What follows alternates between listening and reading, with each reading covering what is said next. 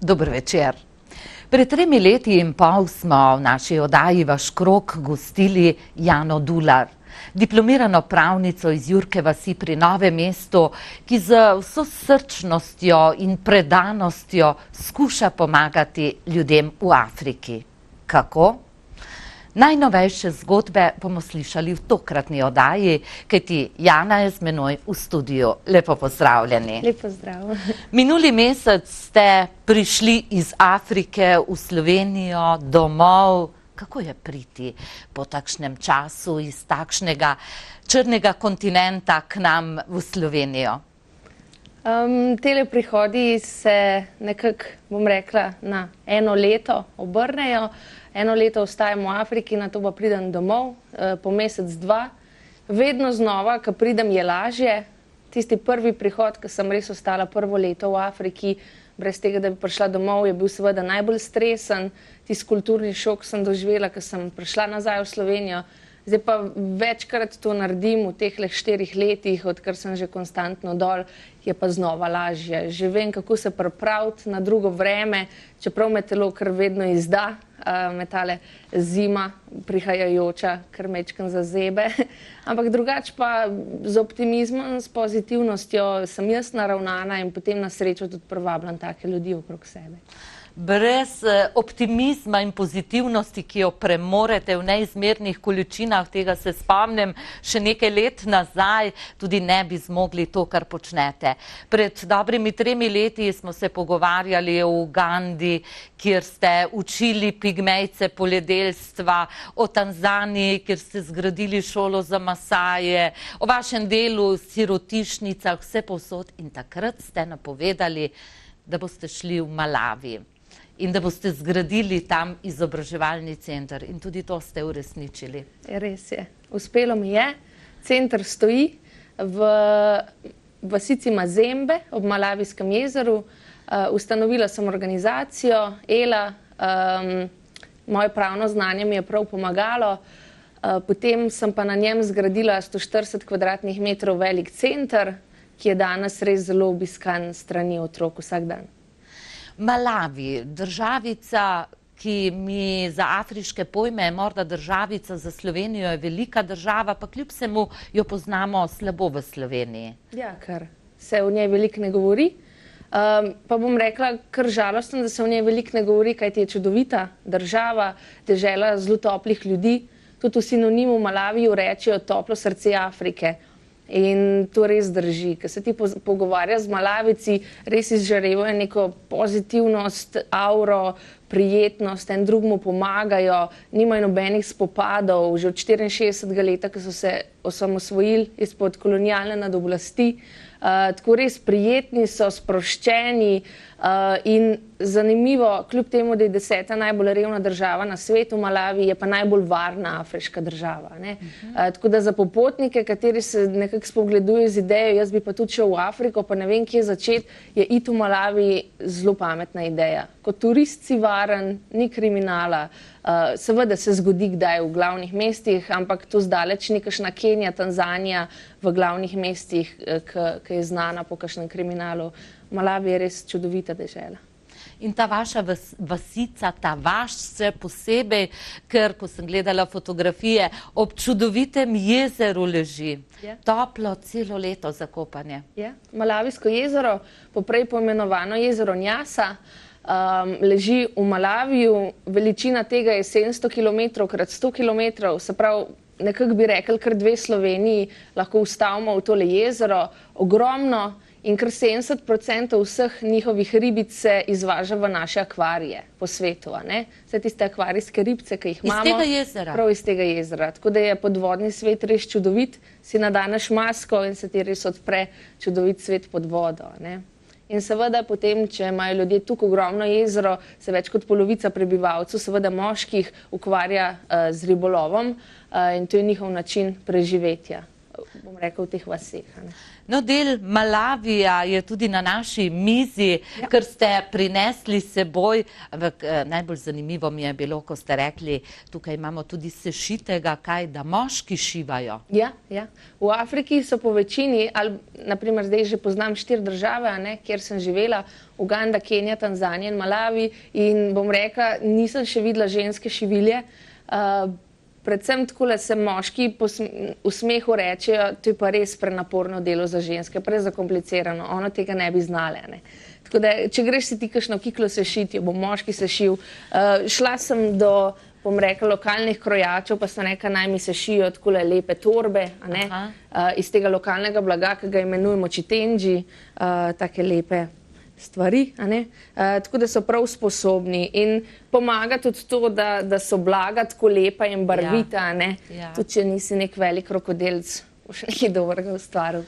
Ja, so pa mojstri tudi v lesu, kot vidim tukaj. Čudovite izrezljane posode, temule se reče bao ali omeso, to je njihova tradicionalna igra, res se igra po celotni vzhodnji Afriki, tako da lahko preživljajo ure in ure v tej igri. Kdaj se igrajo za kakšno, bom rekla, pijačo, kdaj imajo kakšne večje borbe za kakšne krave. Nekam sem šla, pa so v smehu dejali, da se zdajle zmagovalec dobi nevesto, pa ne vem, mogoče je bil hec ali pa ne. Ja, tukaj vidimo, da so tudi slikari. Iz moje vasi so fantje res neumorni slikari, slikajo po cele dneve. Sem problem je, ker ni trga in takole, ko pridem v Slovenijo, potem rečem, če si kdo želi, naj me kontaktira, imam čudovite slike prav z naše malavijske vasi. In v tej vasi sem prepričana, da vas pozna sleherni Malavijec in prebivalec te vasi, kajti prišli ste in res postavili izobraževalni center za težje učeče otroke in otroke s posebnimi potrebami. Kako se lahko lotiš sploh postavitve takega centra tam nekje? Z veliko dobre volje bi rekla. Pa če nimaš, bom rekla, tega vzgiba vse po svojem srcu, da te nekaj višjega, bom rekla, vodi k temu, lahko dosti hitro obupaš. Jaz pa imam vedno ta vzgib pomagati, biti ob ljudeh in nuditi tisto, kar sem imela, dobro izobrazbo, zastonj izobrazbo, kjer ti je dano praktično res vse. Pogled na svet, pogled na... Mislim, kaj jaz govorim v Malaviju, da imamo mi zastonj šolstvo, univerze greš brezplačno, ljudje mi ne morejo verjeti. Kako naj pridem v tvojo državo, me sprašujejo, ker tega svet še ni slišal, zastonj izobrazba. Ker v Afriki izobrazba ni takole pravica kot pri nas, ampak kar privilegij. Privilegij bogatih, kajti plačljivost šol je tistih boljših, privatnih. Seveda imamo brezplačne javne šole z ogromnimi problemi. Ena učilca na 150 otrok, brez učbenikov, zvezkov ni, ne šolske malice, zajtrkov, kosil, pač tega ni. Otroci hodijo ali pa ne hodijo v šolo, čeprav je to obvezno, kdaj starši reče, naj jim pomagajo pri njihovih opravilih.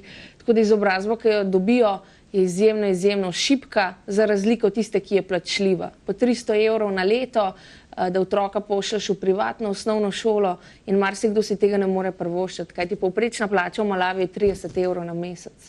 Če imaš enega starša, ki je zaposlen, dobiva plačo, mora praktično celoletno plačo shranjevati, da gre lahko en njegov otrok v privatno šolo.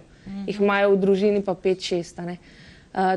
Zato sem rekla, želim si pomagati otrokom, ki so na vasi, imajo ta standard izobrazbe, ki je zelo nizek, brezplačna, veliko problemov in zakaj ne pomagati njim. In potem je tudi problem, če imaš ti tako izobraževanje, kjer pač ena učilca zagotovo ne more poučevati sama 150 otrok brez kakršnekoli pomoči, je tudi veliko otrok, ki iz razreda ne izdela. In tako najdeš veliko otrok z učnimi težavami, posebnimi potrebami, kakšne večkrat slepe, gluhe, z motnjo v pozornosti, koncentracijo, disleksijo in tako. Noben tega ne definira kot posebno potrebo, pravi, ja, ti si neumen, pač pa ne boš v šolo hodil. In zato sem se jaz odločila pomagati ravno tem otrokom. In to ni tako kot pri nas, ko imaš enega ali pa dva otroka na razred, ko mogoče mu gre mehen težji pri matematiki ali pa slovenščini, pri branju, pisanju. Takih otrok je več kot polovica. Se pravi, 60% otrok ne izdela razreda. V prvi razred jih pride 150, v drugega mogoče pride 70 otrok. Torej, s tistimi 80, ki pa razreda ne naredijo, se pa jaz ukvarjam. Vsako jutro imamo v temle centru, ki sem ga zgradila, izobraževalne delavnice, prav specializiran program za otroke z učnimi težavami, imamo majhne skupince, 5 skupin na teden, po 10 otrok in z vsakim učencem se ukvarjamo res vsako jutro, lepo jih nahranimo s kosilom, ki pridejo iz osnovne šole, kajti v osnovno šolo še zmeraj hodijo, ob 10 zjutraj se ta konča, potem pa pridejo k nam v center in imamo 3-urne delavnice.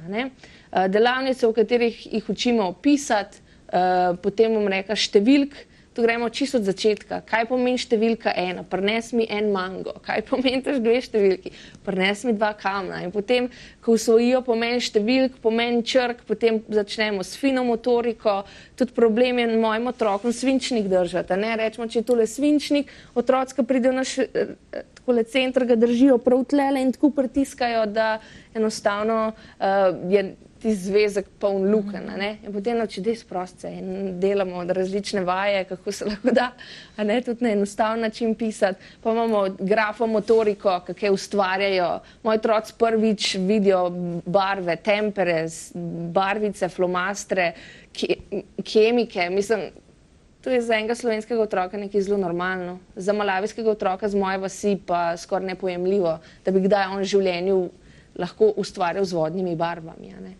Tako da trudimo se res vsako jutro, takole, 1 na 1, en učitelj, imam tudi 2 zaposlena učitelja, mi pomagate tudi pri prevajanju, kajti dobim prostovoljce z celega sveta, največkrat pa iz Slovenije in govorimo z njimi angleško z otroki, potem pa tele učitelji tudi prevajajo v njihov rodni jezik čitonga, vse, kar jih poskušamo naučiti po našem programu.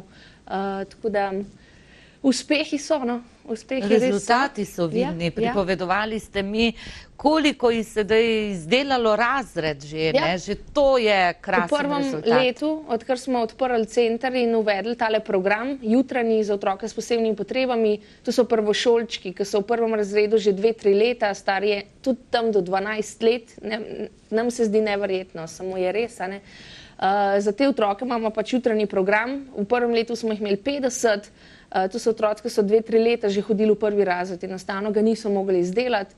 Po enem letu dela z nami jih je kar 40 naredilo prvi razred, od 50, ki smo jih imeli na delavnicah. Tako da se mi zdi, da je tak, bom rekla, kar čudovit napredek. Za vsakega otroka ti je pol vredno.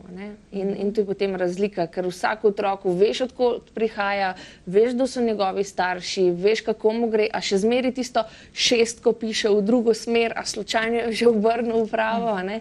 Tako da take so naši dopoldnevi, od 10 do 1, potem imamo eno kosilce s prostovoljci, ki so ob meni in z učitelji.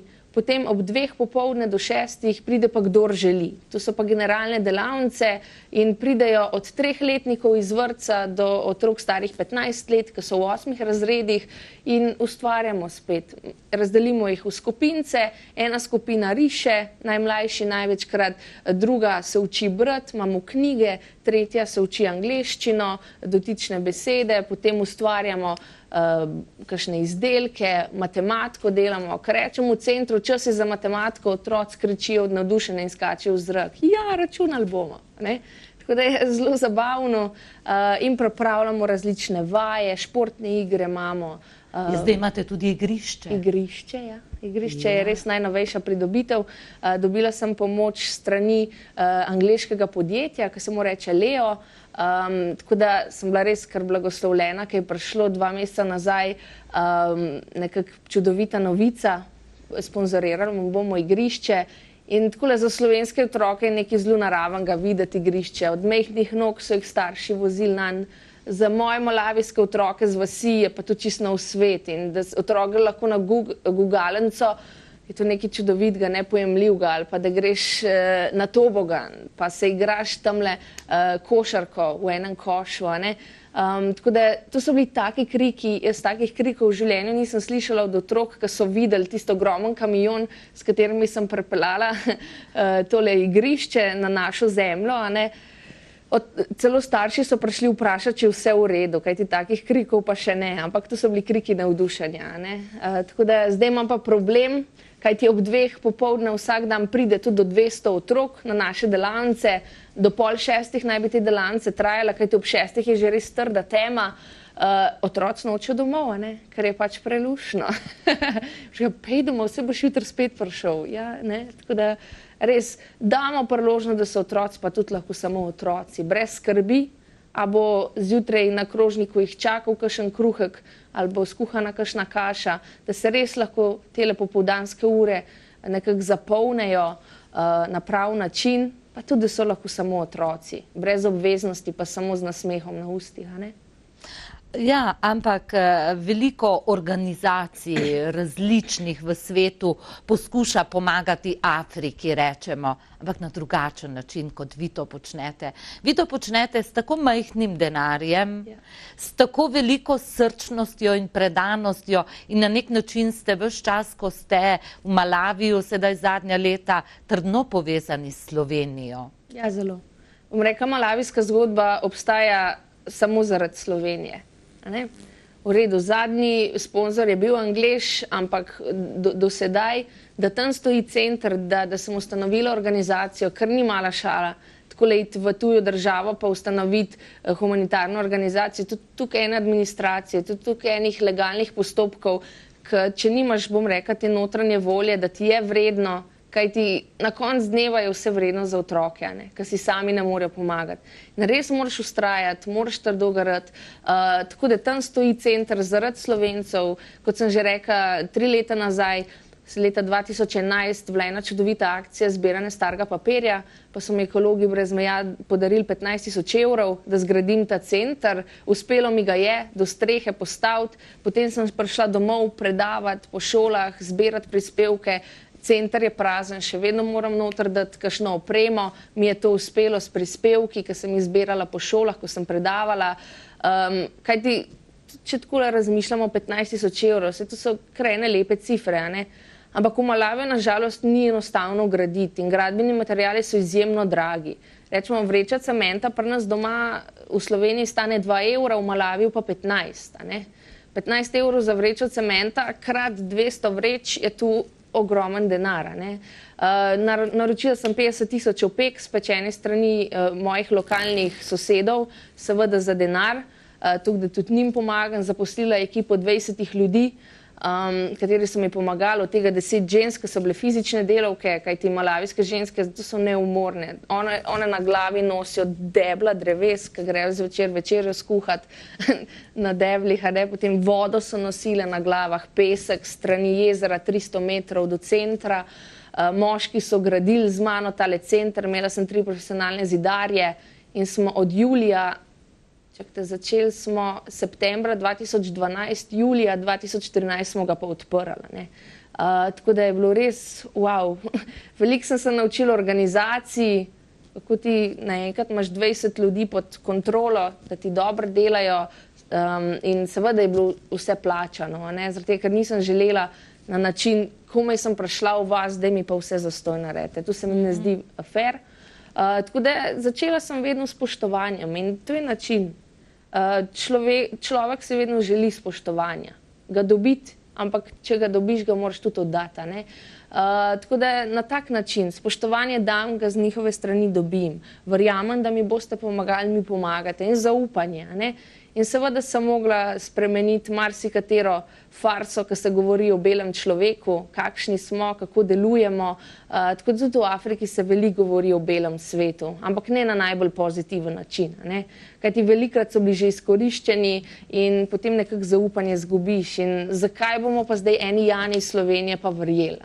Tako da pač dan po dan, si z njimi dan po dan deliš svoje zgodbe in jim daš uvedeti, a veste, vse bo zastojn. Vse, kar bojo vaši otroci dobili v mojem centru, to je izobrazba. Jaz ne delim stvari zastonj in to je razlika med mojo organizacijo pa marsikatero po svetu. Jaz učim. Če jaz imam znanje, pa te lahko nečesa naučim, poslušaj me, pa boš ti učil dalje. In na koncu dneva mene več ne rabiš. In to mi je prav način pomoči, dati to znanje. Tako otrokom, ki imajo učne težave, kaj rabijo, sem pozornost pa čas. a ne? Da imam enega otroka pa mene, pa se učiva tisto črko napisati, številko, računati na konc dneva, tukaj da so opremljeni z enim znanjem, a ne? In jaz nikoli ne podarjam stvari.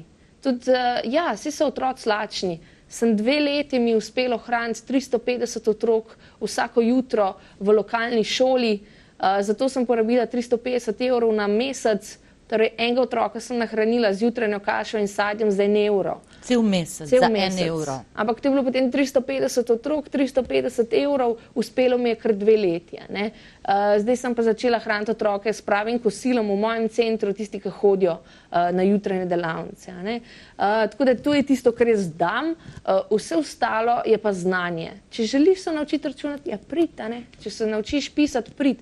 Seveda imamo nagrade, tukaj, da se jih majčkeno spodbuja, tista pozitivno nagrajevanje. Če nekaj dobro naredijo, vedno pretečejo do mene, lej, 5 zvezdic imam, pa mu dam 5, na konc tedna mogoče še kakšen svinčnik, a ne. Vsak začetek leta podarim vsem otrokom v šoli 350 otrok zvezke, svinčnike in kemike, tako da so vsaj opremljeni za novo leto, ker marsikateri starš si tudi tega ne more privoščiti. Tista osnova je pa res pomembna. Jana, delate z njimi, z dušo in srcem, kar se tudi na vas vidi ves čas in zdaj bi pričakovali, ko prijete v Slovenijo, ste prišli domov k družini, zato da se spočijete, da naberete nove energije, pa ni temu tako. Prišli ste v Slovenijo, da bi zopet evro po evro, ne 1000 evrov po 1000 evrov, zbrali denar, da bi lahko dalje delali s temi otroci. Greste v Afriko, ne zaradi denarja za vas. Greste v Afriko s srcem. Ja. Srce me je vodilo od začetka, od prvega dne oktobra, 24. oktobra 2008, ko sem prišla v Afriko, je srce spregovorilo. Jaz sem po 5 dneh, takrat, ko sem preživela prvih 5 dni v Afriki, vedela, jaz tukaj moram ostati. Nekako zelo jasen glas Boga ali pa glas univerzuma je čez mene spregovoril in mi povedal, tam je tvoje srce, tam je tvoje poslanstvo. Seveda sem odšla domov diplomirati, zaključiti tisto, kar sem začela, ker se mi zdi pomembno, a ne, še vsem imeti en papir za sabo. Lahko srcem delaš, kdaj pridejo problemi, pa fajn je imeti kakšno konkretno izobrazbo. In tako je, srce vodi, jaz ga pa poslušam, ker na konc dneva se mi zdi, meni je biti v življenju biti srečen, a ne. Za nekoga drugega je kaj drugega, ampak pri meni je pa res ta sreča in moja pot do sreče je pač taka, kot jo vidite. Meni je vredno za vsakega otroka, ki se mi nasmeji, pa me pozna in me objame v vedenju, da sem mu nekaj podarila. Meni je vredno za vsako mamo, ki se nasmeji, ki pride in mi prinese en krompir v zahvalo, ker tukaj si lahko privošči. Mislim, meni je to vredno in meni to kroji moj dan. Ni pa tudi človek živeti v tako lepi naravi, kot ste jo videli, tistega jezera, ker se vsako jutro zbudiš z ogromno oranžnim soncem, ki pride z jezera in ti res podari še tisto spiritualnost, da se še sam s sabo povežeš, kaj ti ni enostavno, bom rekla. Sem po naravi optimist in če pridejo problemi, hitro iščem rešitve, ne skoncentriram se na vibracijo problema, ampak na vibracijo rešitve, kaj me bo zdaj pripeljalo do nje in takrat moraš biti res globoko s sabo povezan, da nekako obdržiš to stoičnost, da veš, kdo si, da ne zgubiš kontrole in na konc dneva, če tudi kdo kdaj pa kdaj izkoristi, da vedno veš, lej ni bil otrok, zaradi kogar se trudiš. Tako da ni enostavno biti v Afriki. Ljudje tudi, ko moje zgodbe poslišajo, pa to je prava pravljica. Ja, je in ni, a ne. Ampak prek tega, ko ni bila, sem se jaz naučila ogromno. Jaz sem dobila toliko življenjskih izkušenj, ker ne vem, če bi jih v 50 letih v Sloveniji. Kajti šla sem iz svoje zone komforta. Nekam v svet, ki ga ne poznam, kulturo, ki je ne poznam, jezika, ki ga ne govorim. Prišla sem do tega, da mi je kultura zelo blizu, jezik zelo blizu, način življenja, razumevanje njihovih problemov in se njih lotiti na drugačen način s poučevanjem, in ne z nudenjem stvari, da njim ni treba. Vsi so sposobni. Sposobni so preživeti v Afriki, je ena čudovita mati narava, tudi tam prisotna, ki vse da, če jo le neguješ, torej zakaj ne ljudi dol naučiti, zakaj uvažati hrano v Afriko, ki ni potrebna. Imamo jezero veliko, za 2 Sloveniji s pitno vodo, ja, dajmo namakati, pa dajmo tisto peščeno prst v nekaj spremeniti, ne. Torej znanje je rešitev za Afriko. V mojem pomenu, ja. In kako dalje, Jana? Sedaj boste v Sloveniji se zopet razdajali, nekako ozaveščali Slovence o tem, torej vaše drugo poslanstvo, o življenju v Afriki, o rešitvah za Afriko, o tem, kako lahko pomagamo z evrom, 2 tem otrokom, tem ljudem v Afriki, ampak kako v prihodnjih letih? Vas ne bo to izčrpalo, boste zmogli? Upanje vedno ostaja in umre zadnje, bom rekla. Dokler bom čutila tako, kot čutim, zagotovo bom v tej stvari, v tem poslanstvu. Ideja je in vedno bolj se proti temu pomikam, da je treba moja organizacija tudi strani Malavija podpreti. Malavijska vlada je dosti bogata, ima veliko zunanje pomoči in imam zelo dober program, ki bi bil lahko, bom rekla, prekopiran v vse javne brezplačne šole. V vsaki šoli je 20–30% otrok na razred, ki imajo učne težave. Jaz učim učitelje, učim program, kateri lahko efektivno pomaga tem otrokom razrede narediti, dobiti vsaj osnovo, s katero bojo potem nekako krmarili čez življenje. Tako da potem, ko imaš eno tako organizacijo, se prijavljaš na razpise, različni razpisi so nekako objavljeni strani UN oziroma različnih organizacij in sestaviš konkreten program in potem stiskaš pesti, ali ti bo uspelo ali ne. In nekako, ko imaš za sabo tu, kar imam jaz, tudi na srečo, veliko srečo, ali pa zaupanje, da sem dobila tudi pomoč Rotary klubov. Že 3 leta nazaj sem govorila, da mi je tisto masajsko šolo pomagal Rotary klub Novo mesto podpreti z drugimi še donacijami. Letos sem bila res blagoslovljena s tem, da mi je Rotary klub Dolenjske Toplice stopil ob stran in so mi nekako sponzorirali solarne panele na mojem centru in ta naš center sred vasi brez elektrika je edina stavba z elektriko zdaj. Sponzorirali so mi en avto, s katerim lahko tudi prevažam otroke v bolnico, če zbolijo. Dobila sem par šolskih pripomočkov za delavnice, WC smo zgradili, mislim, da ste ga tudi tam v ozadju videli, za otroke in še druge malenkosti. Tako da res en uspešen program je bil storjen strani Rotary kluba Dolenjske Toplice. V en matching grant smo šli, ki je bil tudi podprt strani Rotary International. Tako da potem, ko imaš eno tako, bom rekla, podobo, da ti je nekdo zaupal kot Rotary klubi, podprli so me Ekologi brez meja, tale Leo, podjetje iz Anglije. Tako da nekako pol se, ko se prijavljaš na projekt, je tudi dosti lažje. A ste bliže kdaj podprti? Ja, strani tega, kateri imajo zelo dobre rezimeje. Tako da potem pa upaš in ti uspe. Jaz verjamem, če verjameš v to, kar počneš, je vedno pot. Je vedno pot do cilja in zaupanje vase v svoje delo in še ena stvar, naprimer, ki pa res drži pri meni, pa je bod hvaležen za čisto vse. Za vsak dan, za vsak obrok, ki je pred tabo. Jaz zdaj tudi, naprimer, ki jem kosilo, zajtrk, večerjo, jaz tako zelo natural je do mene prišlo, da se moram zahvaliti za ta obrok. Zahvaliti univerzumu, da sem pa blagoslovljena, ker imam zdajle en topel obrok pred sabo, da marsikdo ni. Pa naj mu univerzum pomaga do tega, da bo pa jutri našel znanje, kako do hrane. Torej, še vedno biti pa zelo hvaležen za malenkosti.